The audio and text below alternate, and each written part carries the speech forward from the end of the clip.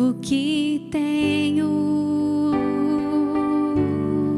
a não ser tanto amor em teu olhar. Esse mundo vai passar, mas sua verdade ficará. Jesus, eu só tenho a ti, esperança para mim. Se estou triste, minha fé está em ti. Tua mão sustenta o céu e sustenta o meu viver. Teu amor me guiará até o fim. O que tenho a não ser tanto amor em teu olhar. Esse mundo vai passar, mas sua verdade ficará. Jesus, eu só tenho a ti, esperança para mim. Se estou triste, minha fé está em ti. Tua mão sustenta o céu e sustenta o meu viver. Teu amor me guiará até o fim. Jesus, eu só tenho a ti. Jesus, eu só tenho a ti. Jesus, eu só tenho a ti.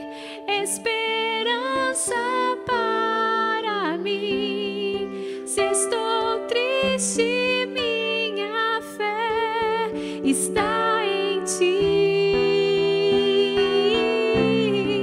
Tua mão sustenta os céus e sustenta o meu viver. Teu amor me guiará até o fim.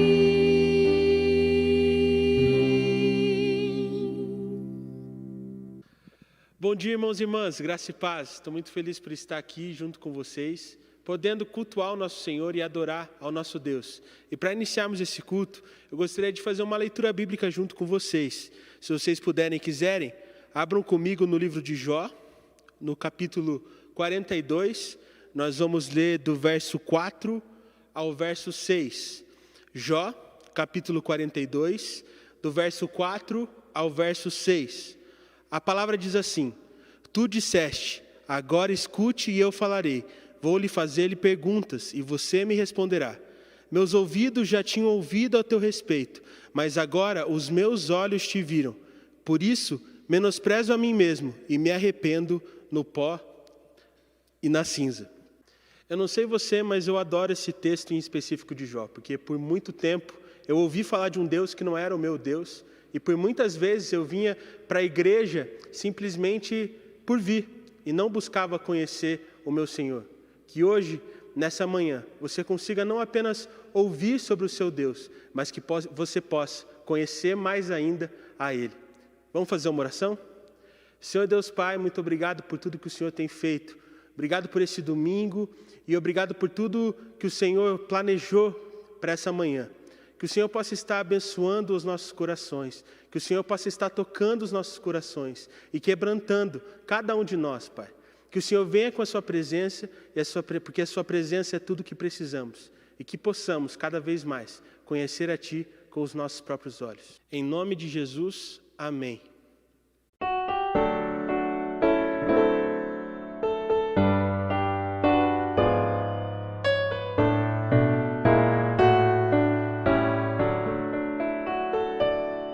O jardim onde Cristo me espera é lugar de delícia e paz. A certeza de sua presença dá-me vida feliz e eficaz. Oh, que lindo jardim, o jardim de oração, onde as flores são graça e poder, onde Cristo Senhor abre as portas do amor. Eu me sinto feliz em viver. Qual orvalho que dá vida às flores, assim é para o crente a oração. Meus cuidados, tristezas e dores, Cristo as sabe por minha oração. Oh, que lindo jardim, o jardim de oração, onde as flores são graça e poder, onde Cristo Senhor abre as portas do amor. Eu me sinto feliz em viver.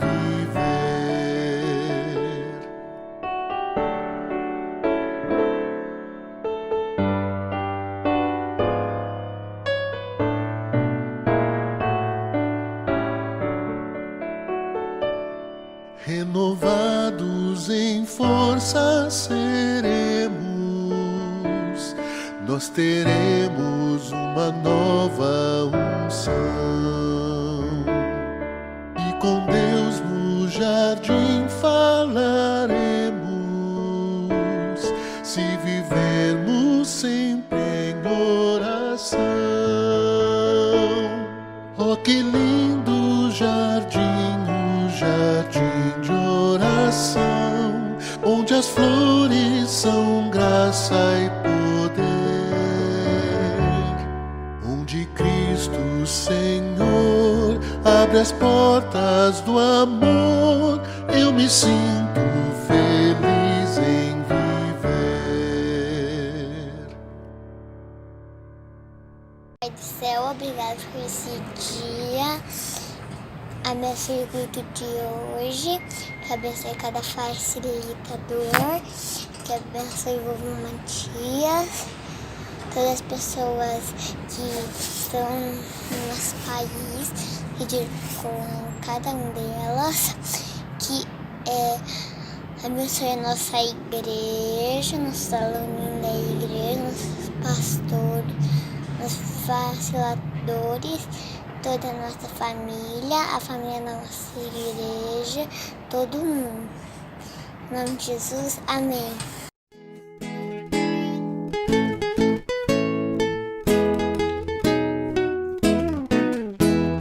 O sabão lava o meu rostinho, lava o meu pezinho, lava minha mão. Mas Jesus, pra me deixar limpinho, quer lavar meu coração. Quando o mal faz uma manchinha, eu sei muito bem quem pode me limpar.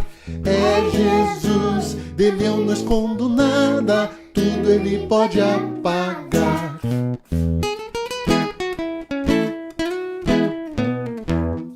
O sabão lava o meu rostinho, lava o meu pezinho, lava minha mão. Mas Jesus, pra me deixar limpinho, quer lavar meu coração. mais uma manchinha. Eu sei muito bem quem pode me limpar. É Jesus, dele eu não escondo nada. Tudo ele pode apagar. Tudo ele pode apagar. Tudo ele pode apagar.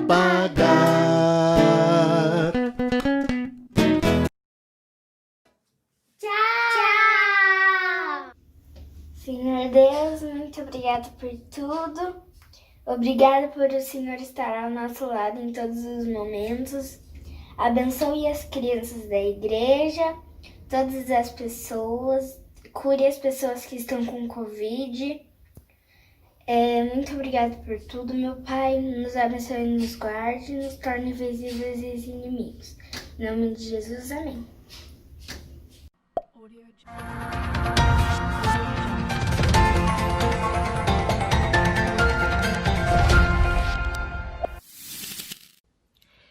Queremos avisar os irmãos que no próximo domingo nós celebraremos a Ceia do Senhor, nosso culto online às 10h30.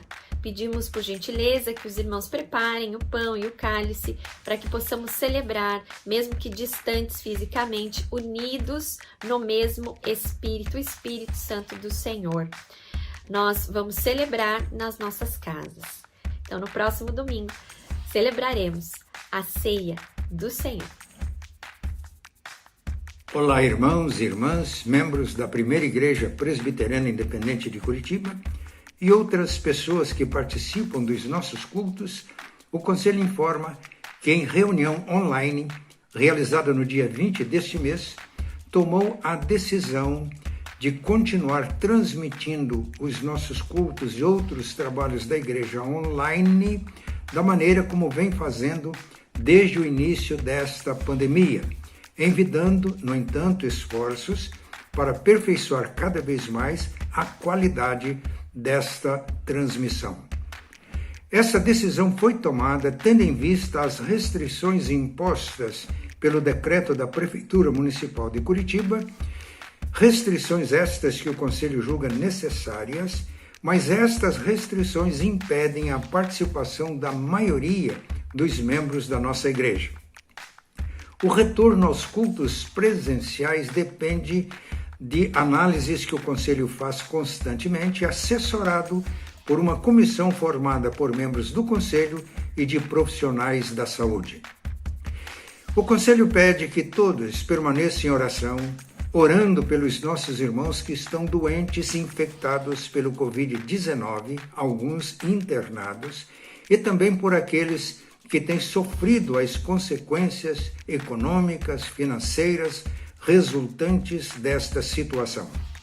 Vamos continuar firmes em oração, na certeza de que sairemos mais fortes, coesos e mais dispostos para prosseguirmos na nossa jornada cristã depois destas experiências difíceis pelas quais estamos passando. Que Deus nos abençoe.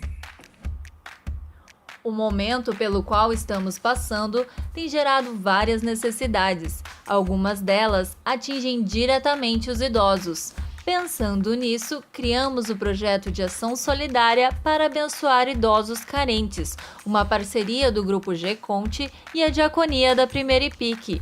O objetivo desta ação é abençoar os idosos carentes com consultas e exames médicos, remédios e outras necessidades. Aqueles irmãos e irmãs que sentirem o desejo de colaborar podem depositar qualquer quantia na conta da Primeira IPIC e especificar a doação para a ação solidária de idosos.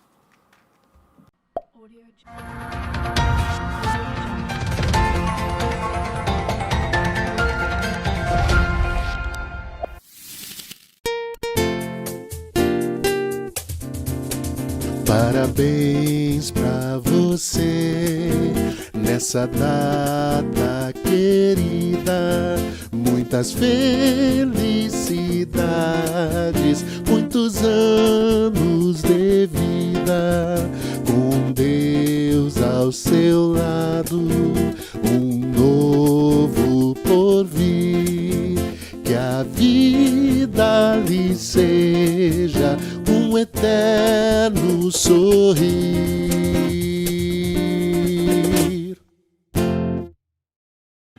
Este é um momento especial de adoração no nosso culto.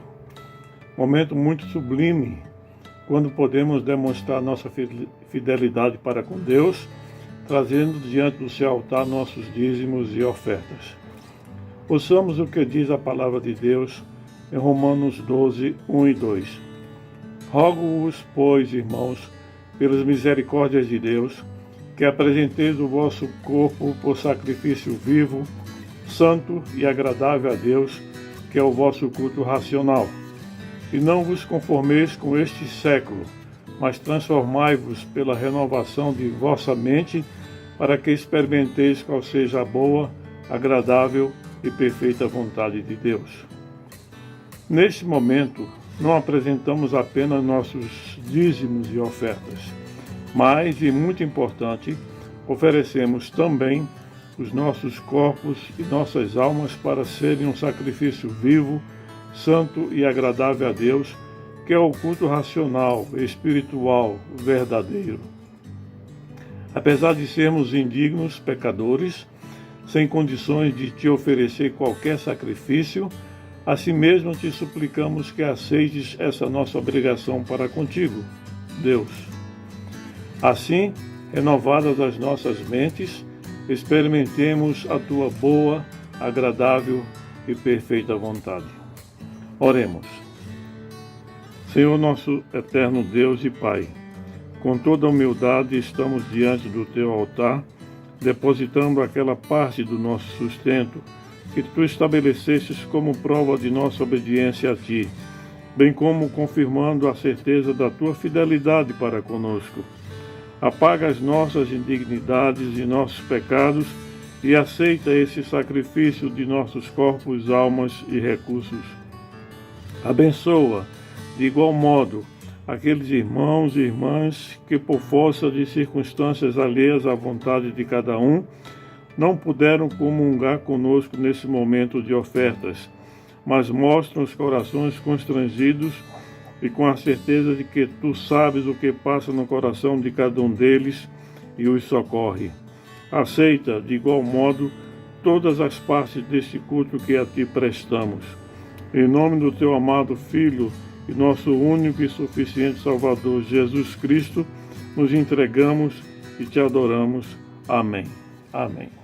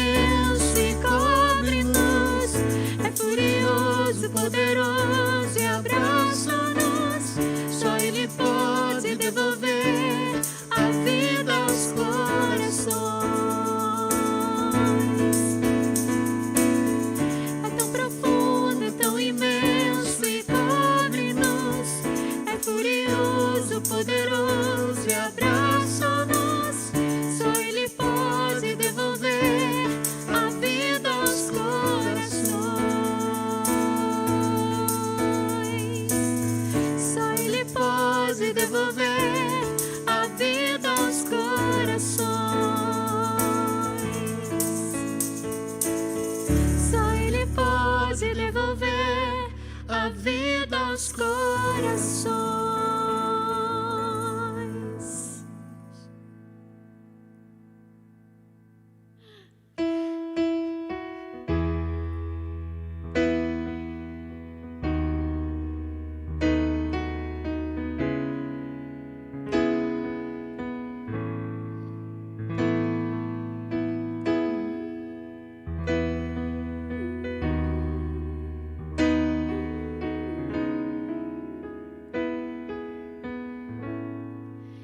Eu vim aqui pra te encontrar, pra te ouvir, pra me render mais uma vez. Não temerei, não vou fugir, vou aceitar o teu querer. Eis-me aqui.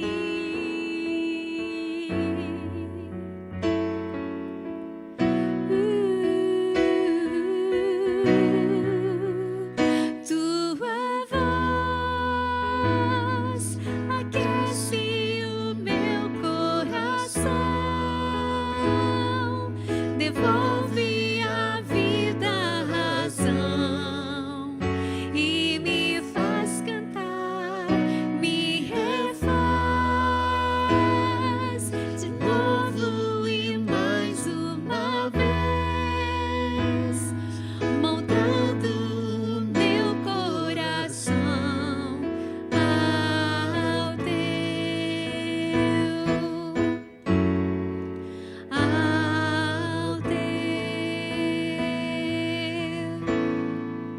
Eu abro mão de decidir o que é melhor, vem governar meu coração. És o meu Deus, o meu Senhor, dono de mim e mais ninguém me amas assim.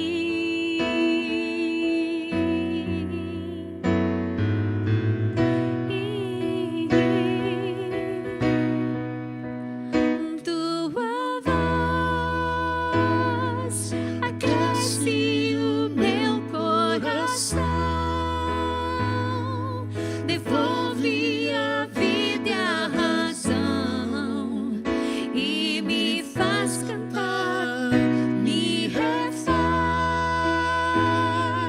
de novo e mais uma vez, montando meu coração ao teu,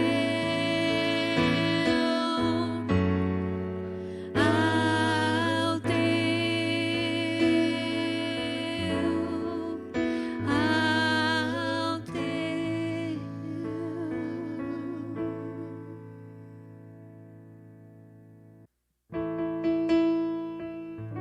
Vamos entregar nessa manhã ao Senhor as nossas vidas.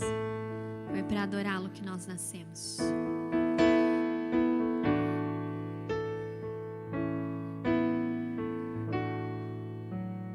Vem o Senhor minha vida oferecer como oferta de amor e sacrifício. Quero minha vida a te entregar como oferta viva em teu altar. Vem o Senhor minha vida oferecer como oferta de amor e sacrifício. Quero minha vida a te entregar como oferta viva em teu altar.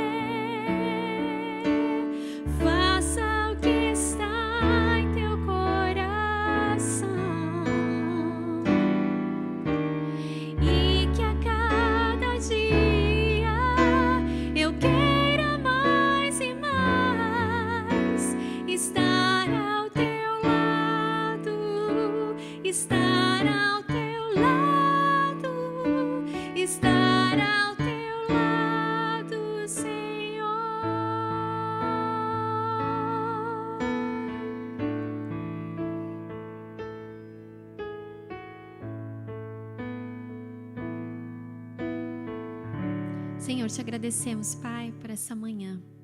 Cumpre em nós o teu querer, Pai. Fala poderosamente aos nossos corações, através da tua palavra que vai ser pregada nessa manhã. Quebranta as nossas vidas, precisamos e dependemos de ti, Pai. Fica conosco, fica com as nossas famílias, em nome de Jesus. Amém.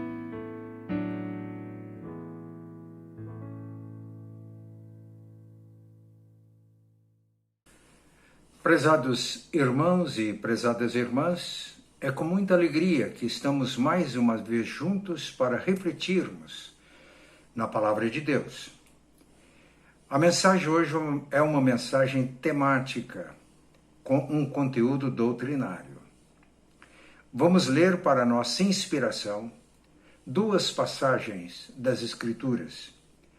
A primeira passagem encontra-se na carta de Paulo aos Coríntios, capítulo 15, dos versículos 3 até o versículo 10. Antes de tudo vos entreguei o que também recebi, que Cristo morreu pelos nossos pecados, segundo as Escrituras, e que foi sepultado e ressuscitou ao 3º dia, segundo as Escrituras, e apareceu a Cefas e depois aos 12. Depois foi visto por mais de 500 irmãos de uma só vez, dos quais a maioria sobrevive até agora, porém alguns já dormem. Depois foi visto por Tiago, mais tarde por todos os apóstolos, e afinal, depois de todos, foi visto também por mim, como por um nascido fora de tempo. Porque eu sou o menor dos apóstolos, que mesmo não sou digno de ser chamado apóstolo, pois persegui a igreja de Deus. Mas, pela graça de Deus, sou o que sou, e a sua graça que me foi concedida não se tornou vã. Antes, trabalhei muito mais do que todos eles. Todavia, não eu, mas a graça de Deus comigo. Outro texto está na carta de Paulo aos Filipenses, capítulo 2, versículos 12 e 13. Assim, pois, amados meus, como sempre obedecestes, não só na minha presença, porém muito mais agora na minha ausência, desenvolvei a vossa salvação com temor e tremor, porque Deus é quem efetua em vós tanto querer como realizar, segundo a sua boa vontade. O uso diligente dos meios de graça. Pela graça de Deus, fomos salvos. Paulo diz, pela graça de Deus, sou o que sou. Sou salvo, sou filho de Deus, herdeiro do reino dos céus, pela graça.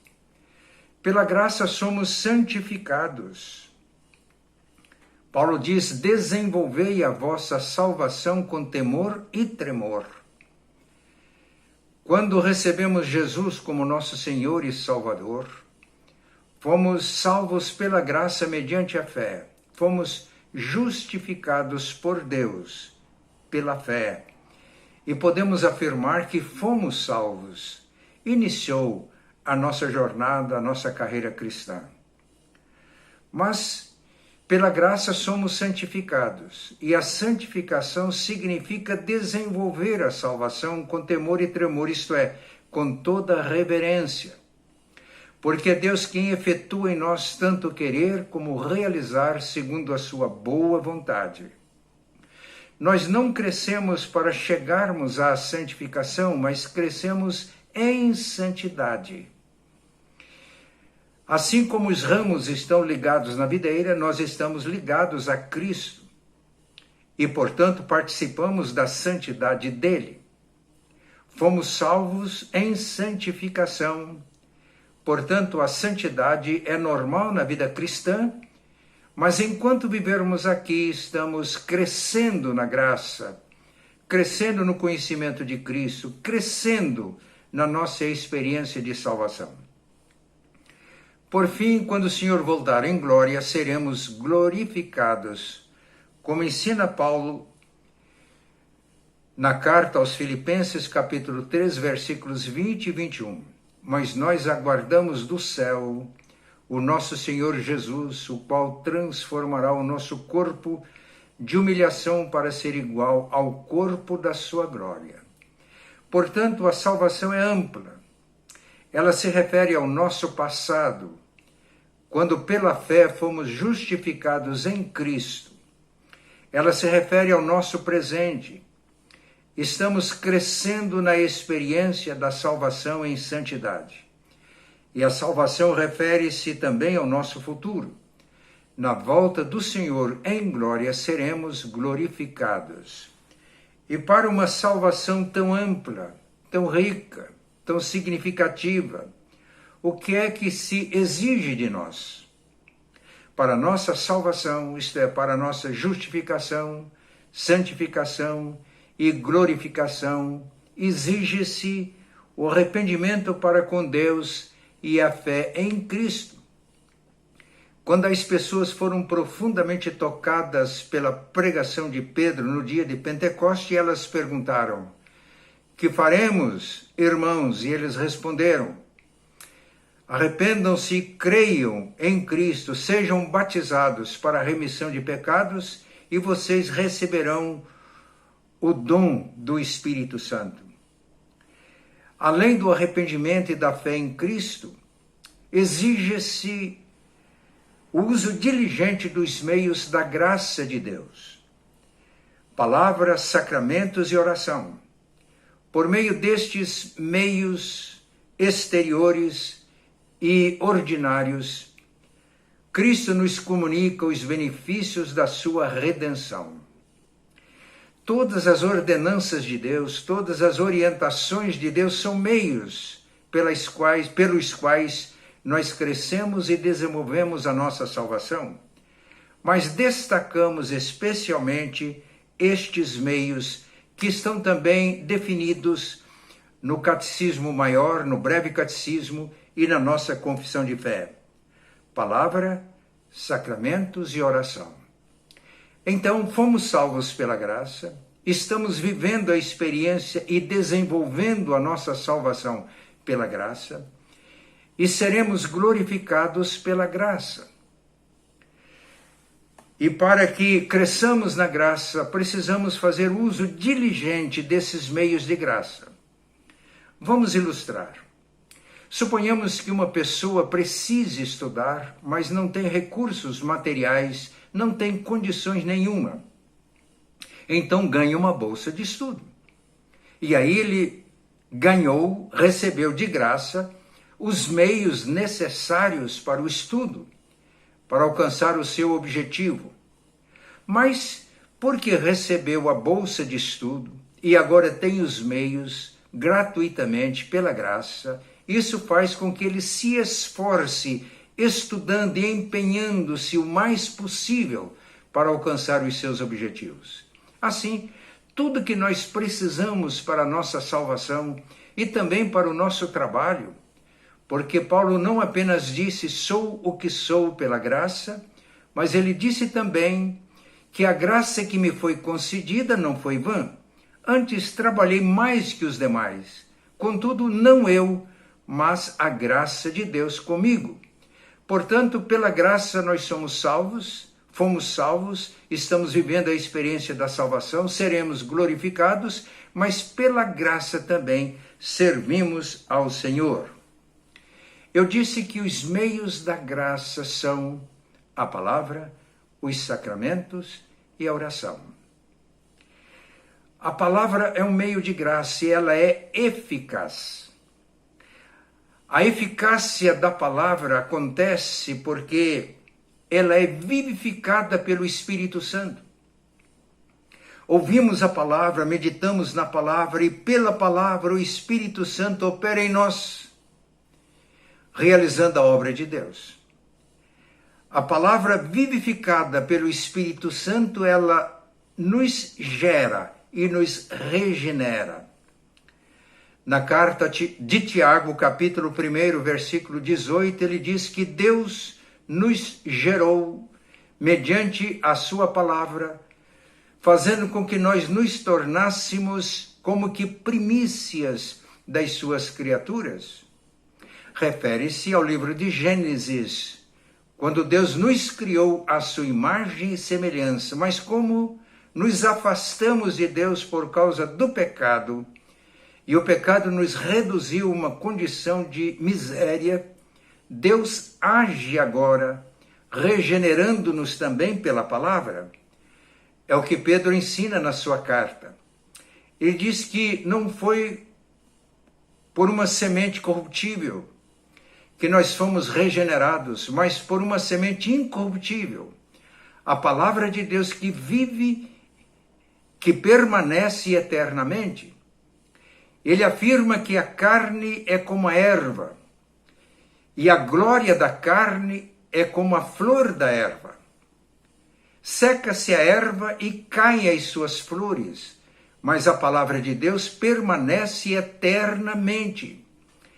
Fomos gerados pelo poder da palavra e fomos regenerados para uma nova vida, isto é, nascemos de novo também pela palavra de Deus, vivificada pelo Espírito Santo, que muda, transforma a nossa natureza. Passamos a ter a natureza de Cristo. Mas a palavra é também eficaz para a nossa santificação. No Evangelho de João, capítulo 15, versículos 1 a 3, Jesus disse: Eu sou a videira verdadeira. Meu Pai é o agricultor, e vocês são os ramos. Todo ramo que estando em mim e não dá fruto, o Pai corta. E todo ramo que estando em mim, ele limpa.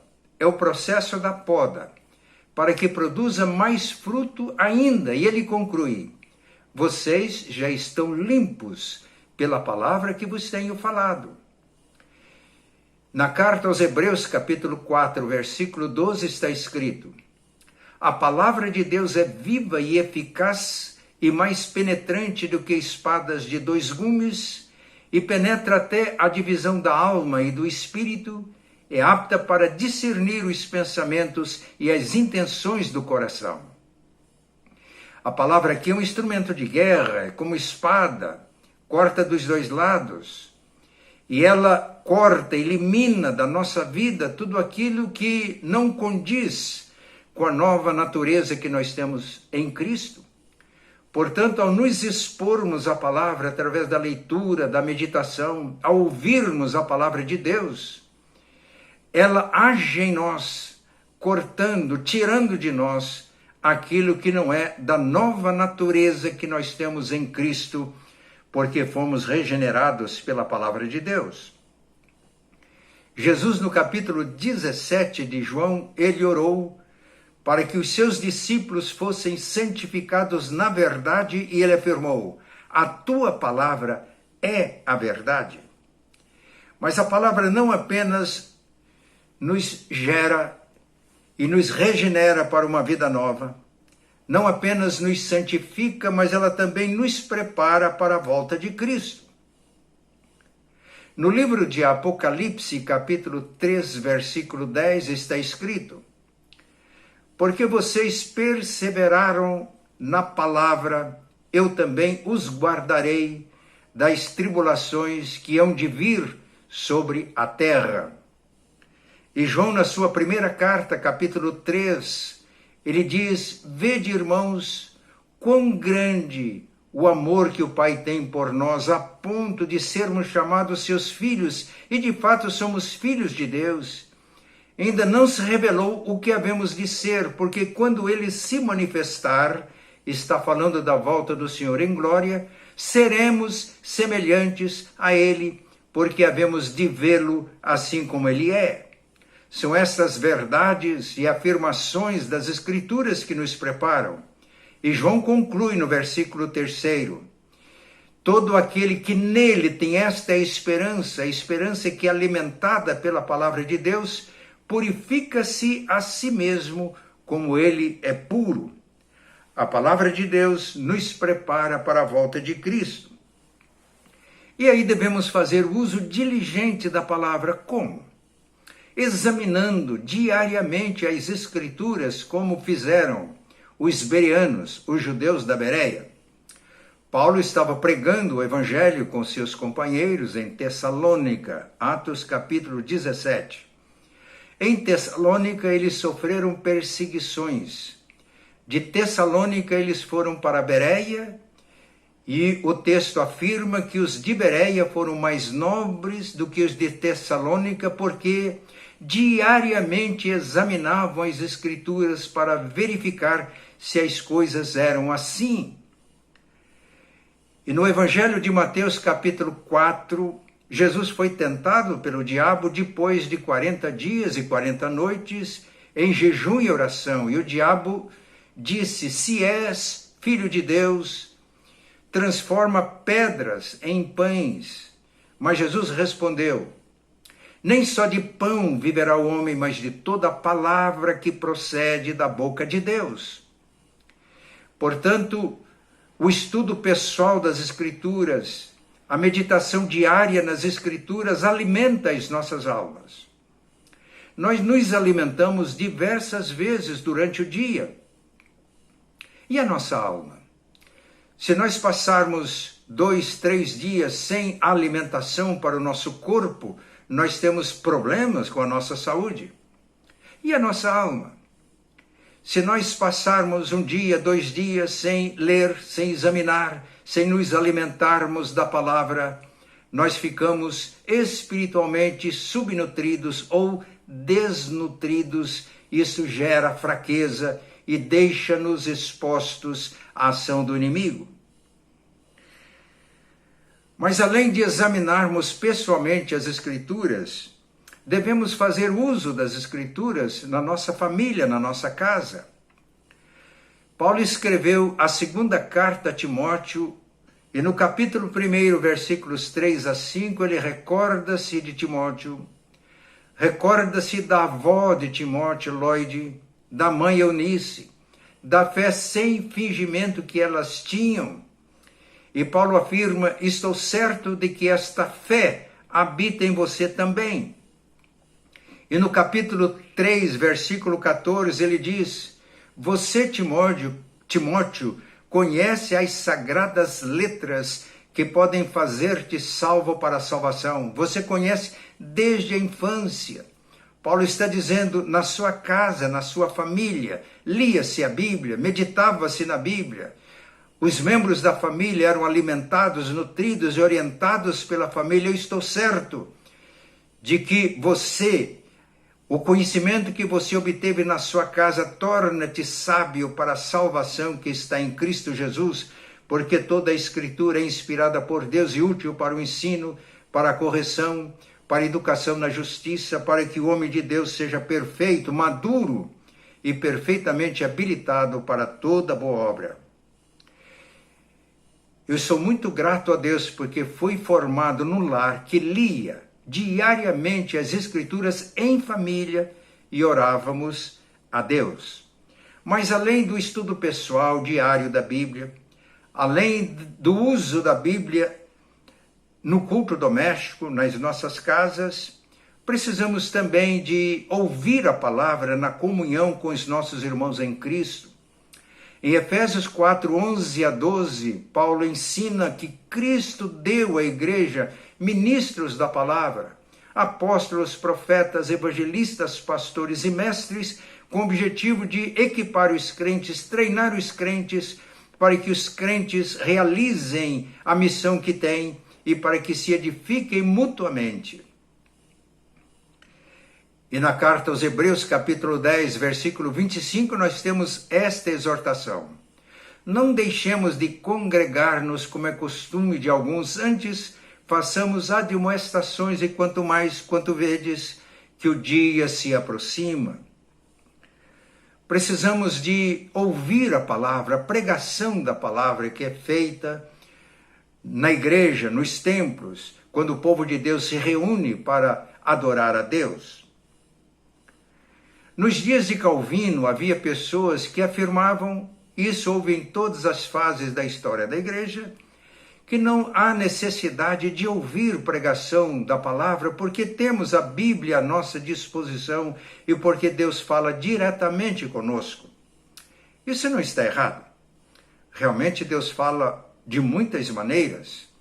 Fala através das Escrituras, fala de outras maneiras. No entanto, Calvino alerta que o meio da graça ordinário que Deus estabelece é a pregação da palavra por ministros da palavra. Ele cita 2 exemplos. Primeiro, o exemplo de Paulo. Ele ouviu diretamente Cristo no caminho de Damasco. Cristo falou com ele de uma forma extraordinária.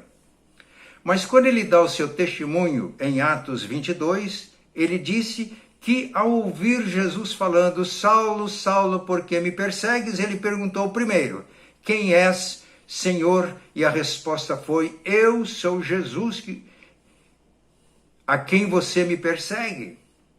Ele perguntou depois, que devo fazer, Senhor? E o Senhor disse, entra na cidade e lá eles te dirão o que te convém fazer, isto é, Paulo ouviu de uma forma extraordinária Deus, Cristo falando com ele, mas o próprio Cristo o instrui para que use os recursos ordinários. Ele entra na cidade e recebe a visita de Ananias, que representava os demais discípulos de Damasco. Num lar simples, numa casa simples, Ananias ministrou a Paulo, transmitiu a palavra, orou por ele. Paulo recuperou a vista, ficou cheio do Espírito Santo e logo passou a falar, a proclamar a salvação em Cristo. Paulo reconhece, ou ficou claro para Paulo, que sem a ministração de Ananias ele não receberia todos aqueles benefícios que Cristo conseguiu por sua mediação, porque este é o meio ordinário, é o meio da graça estabelecido para que nós nos edifiquemos na palavra. Mas Calvino cita outro exemplo de Cornélio. Cornélio ouviu o anjo falando com ele da parte de Deus, uma experiência extraordinária, sobrenatural. No entanto, o anjo não pregou a salvação em Cristo, mas orientou para que chamasse Pedro. Ele te dirá palavras mediante as quais serás salvo tu e a tua casa, é o que está escrito em Atos.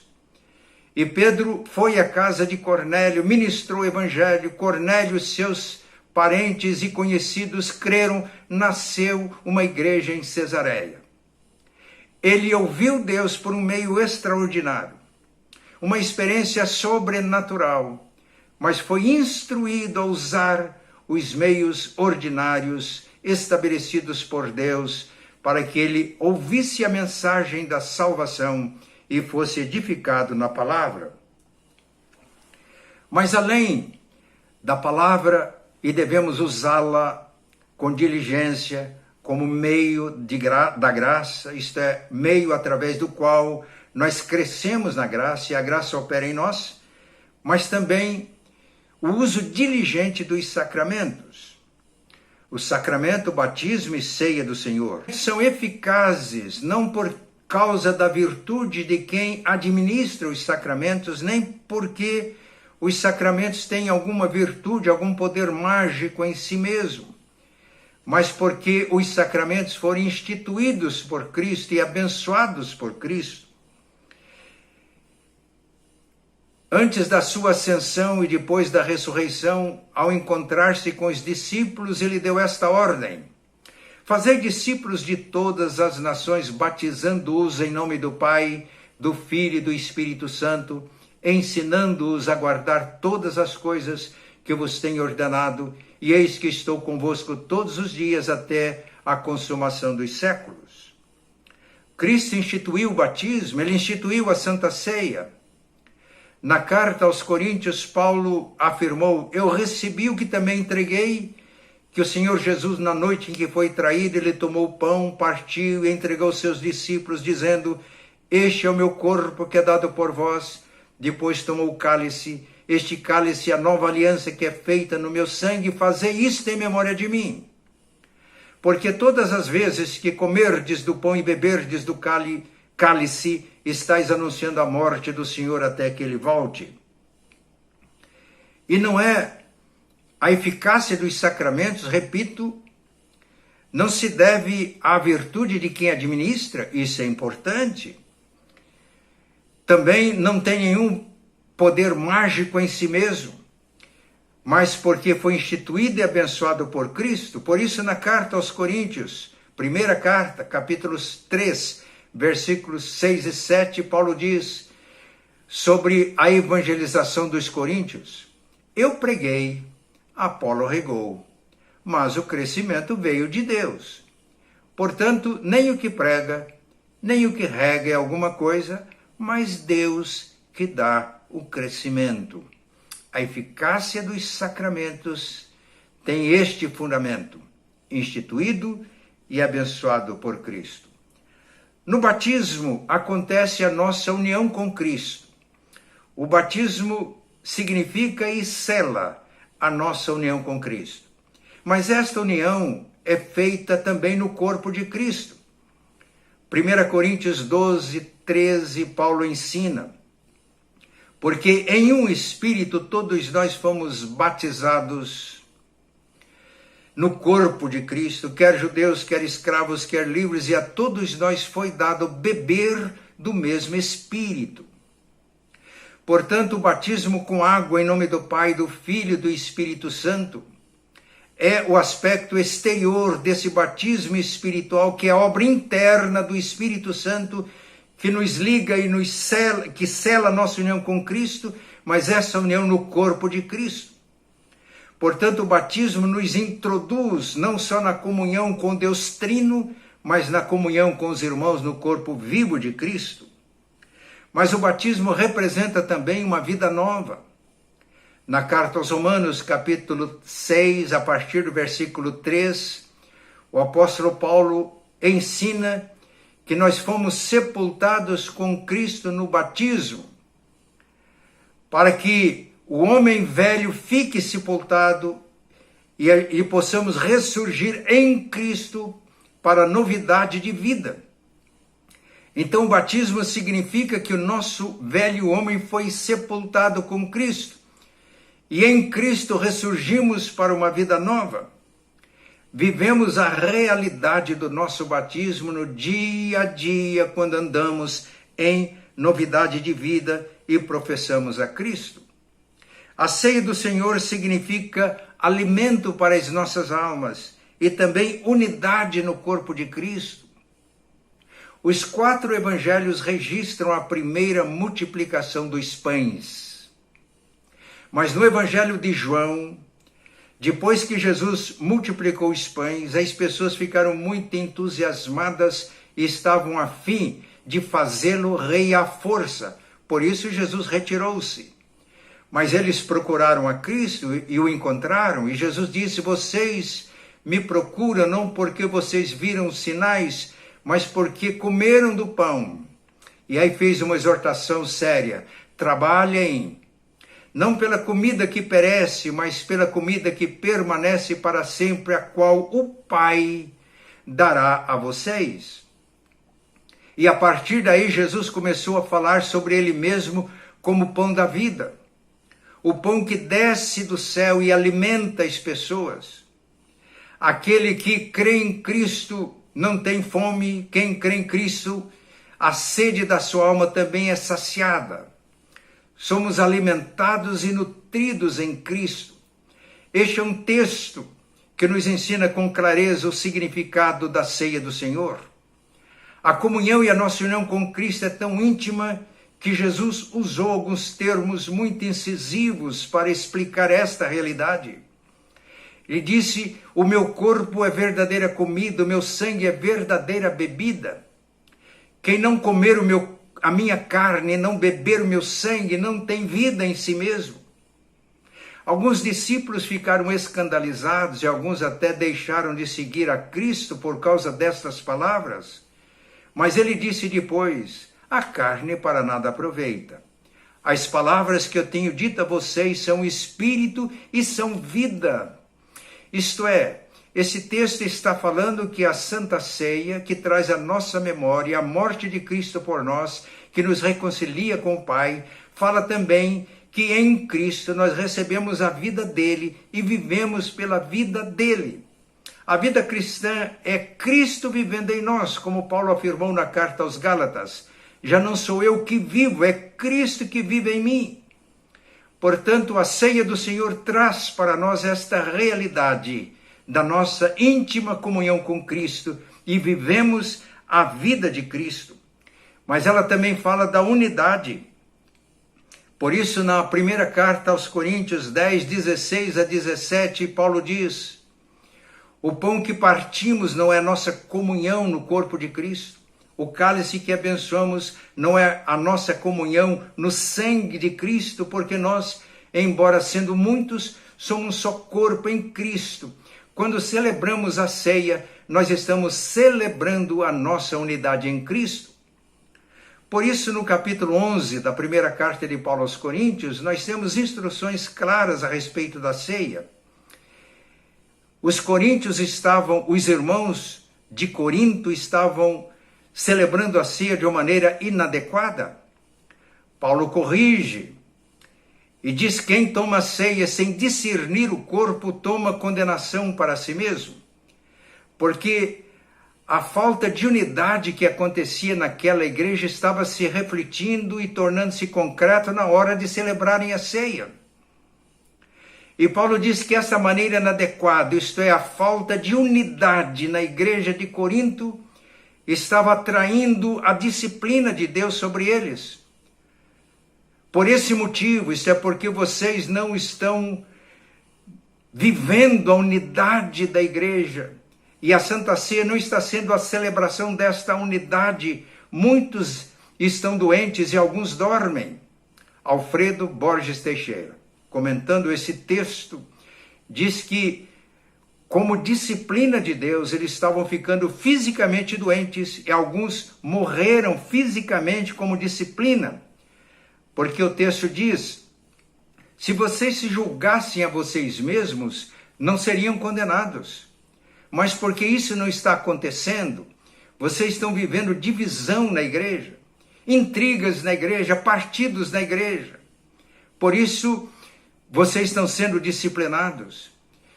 Se julgassem a vocês mesmos, não seriam julgados, mas agora estão sendo disciplinados para não serem condenados com o mundo. Irmãos, é uma advertência muito séria.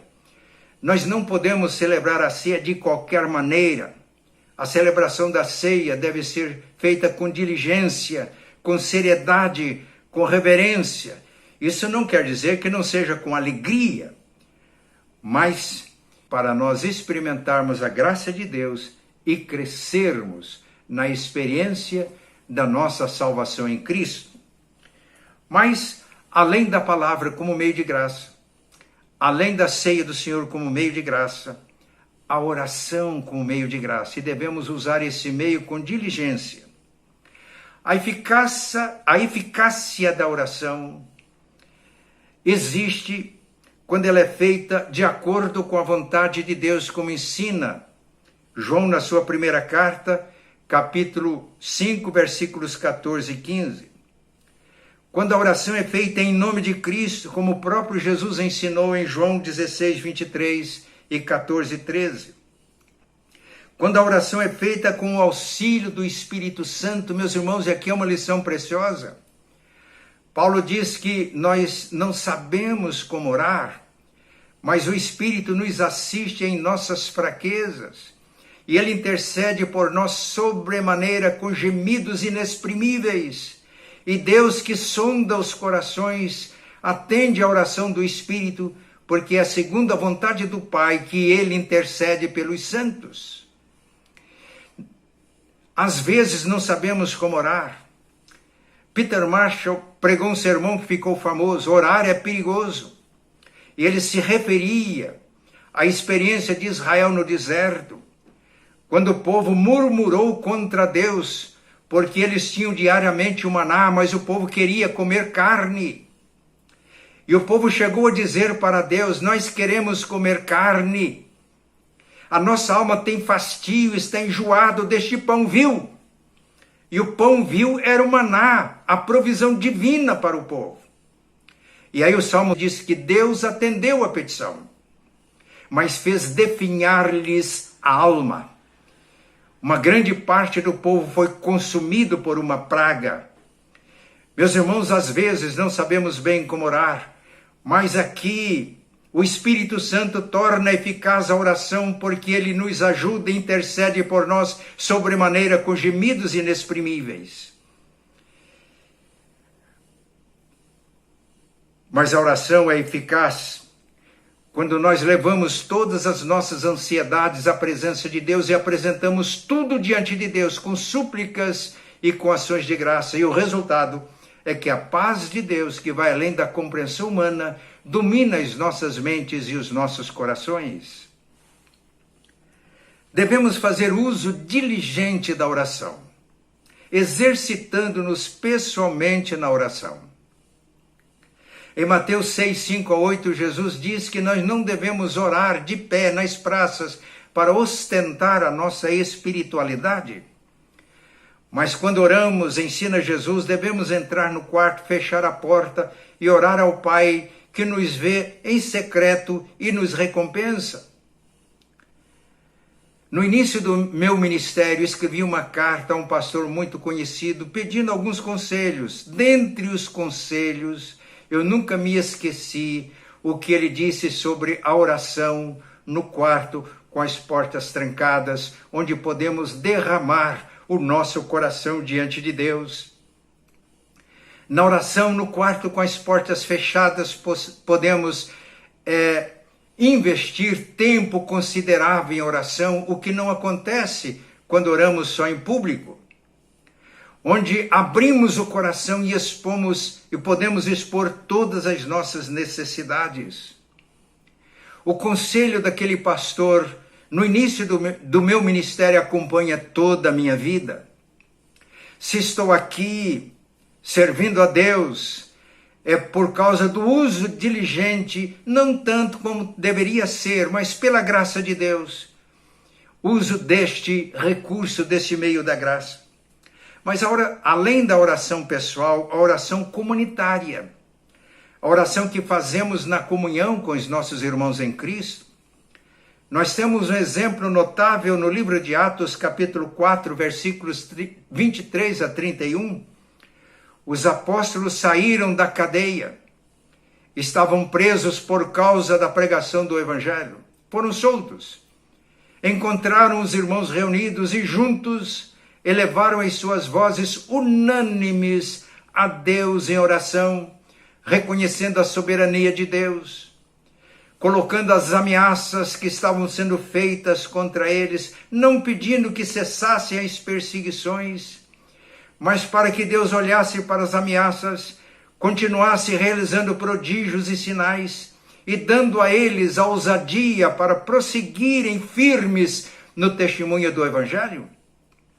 E o texto diz que ao terminarem de oração, tremeu o lugar onde estavam reunidos. Todos ficaram cheios do Espírito Santo e com ousadia e intrepidez pregavam a palavra de Deus. Esdras também teve uma experiência com esta oração comunitária, orando com o povo de Deus, tendo consciência de que não tinha os recursos necessários para a viagem da Babilônia a Jerusalém e não tinha recursos para empreender a obra de reconstrução do templo e da reconstrução do culto. Ele convocou o povo para um jejum e oração junto ao rio Ava, pedindo uma jornada feliz. E o texto diz que Deus moveu-se pela oração do povo. E Esdras e o povo, eles conseguiram bom êxito no trabalho que realizavam. Como precisamos de nos voltar para Deus e orarmos juntos como irmãos, orar das entranhas, como oraram os apóstolos e os irmãos, de acordo com o livro de Atos, e recebermos essa visitação de Deus. Tremeu o lugar onde estavam reunidos, todos ficaram cheios do Espírito Santo e prosseguiram na pregação do Evangelho. Mas devemos orar e usar com zelo este meio da graça para termos uma vida saudável. Na carta de Tiago, capítulo 5, a partir do versículo 13, ele diz: está alguém entre vocês contente? Cante louvores a Deus. Está alguém sofrendo? Faça oração. Está alguém entre vocês doente? Chame os presbíteros da igreja e estes façam oração sobre eles, ungindo com óleo em nome do Senhor. E a oração da fé salvará o enfermo, e se houver cometido pecados, ser-lhe-ão perdoados. E Tiago conclui: confessem, pois, os seus pecados uns aos outros e orem uns pelos outros para serem curados. Quando a igreja ora de fato e quando vivemos esta experiência de oração, quando estamos doentes, ao invés de a primeira providência for buscar os recursos médicos, não está errado isso, mas a primeira providência é a oração, chamar os presbíteros, receber oração, a unção com óleo. Meus irmãos, quando vivemos isso, a igreja tem vida saudável. E a igreja torna-se numa comunidade terapêutica, onde encontramos saúde espiritual, saúde emocional e saúde física. Os meios através dos quais Deus nos comunica a sua graça ou a graça de Deus age nas nossas vidas. Palavra, sacramentos e oração. Vamos encerrar. O uso destes meios de graça, o uso diligente, requer uma vida disciplinada. Precisamos ter uma vida disciplinada. Não a disciplina imposta pela lei, mas a disciplina que é o resultado da nossa consciência. Paulo, escrevendo a Timóteo, capítulo 4, versículos 7 e 8, ele diz que o exercício físico tem um valor relativo, mas a piedade, isto é, exercício espiritual para tudo é proveitoso, porque tem a promessa da vida que é, e da vida que há de vir, da vida eterna. E ele usa o exemplo do atleta para nos estimular à disciplina. Ele diz que o atleta em tudo se domina para alcançar uma coroa corruptível. Mas nós devemos exercitar a disciplina e dominar os nossos impulsos, as nossas paixões, porque o nosso alvo é a coroa incorruptível. Por isso, irmãos, a vida disciplinada é uma vida de liberdade, é a vida que realmente traz liberdade, porque deixamos de ser movidos pelos nossos impulsos carnais e passamos a ser dirigidos pelo Espírito Santo. Nós vamos voltar, em ocasião oportuna, a refletir sobre esse tema, disciplina. Que Deus nos abençoe. Vamos orar. Pai Santo e bom, muito obrigado, porque tudo que é necessário para a nossa salvação, Tu providenciaste em Cristo, o Teu Filho amado. E nós te louvamos, ó Pai, porque Tu mesmo colocas à nossa disposição estes meios ordinários, exteriores, através dos quais os benefícios da mediação de Cristo, a salvação, a justificação, a santificação, a glorificação, o céu e a força para nós te servirmos, tudo isto nós recebemos pela graça. Muito obrigado, Pai. E pedimos que Tu nos abençoes e que o Espírito Santo continue usando esta palavra para nos levar a um uso diligente desses meios de graça, para que possamos crescer, para que possamos viver uma vida de liberdade, uma vida feliz, e para que possamos ser instrumentos, canais da Tua graça para um mundo perdido, um mundo que clama pela presença e pelo testemunho dos Seus filhos. Oramos em nome de Jesus. Amém.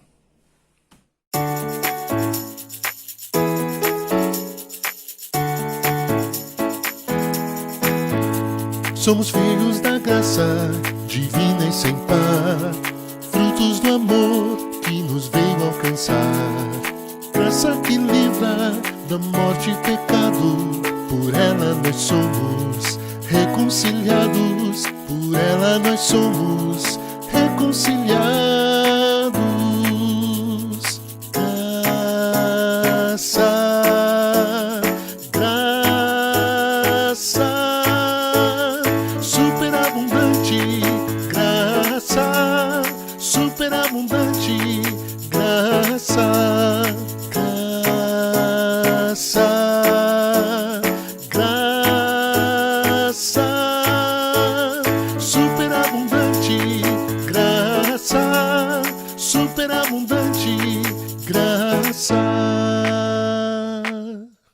Somos filhos da graça de Cristo Jesus, tirados das trevas pro reino da luz. Assim somos santos, justificados, e um dia seremos glorificados, e um dia seremos glorificados.